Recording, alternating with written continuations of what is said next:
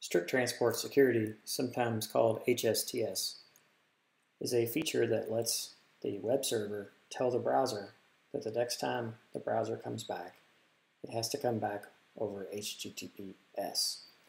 And this is true even if the user has a favorite or a bookmark that points to HTTP, or clicks on a link with HTTP, or even types HTTP into the browser bar. It's an HTTP response header. It has the format of any other header, a directive called maxAge that takes in the number of seconds that the browser should remember this setting, and it has an include subdomains feature that would cover subdomains. For example, if we set this setting on a site like acme.com, the include subdomains directive would cause the setting to also cover a site like admin.acme.com or www.acme.com.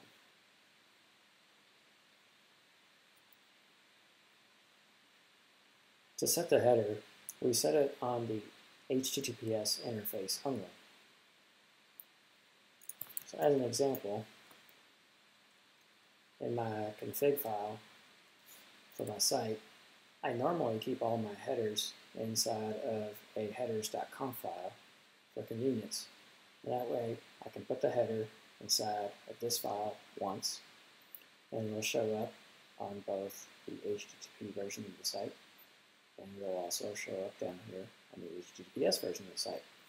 But since we only want this header to appear if the user is browsing over HTTPS, we need to be careful that this particular header is set just for the HTTPS interface.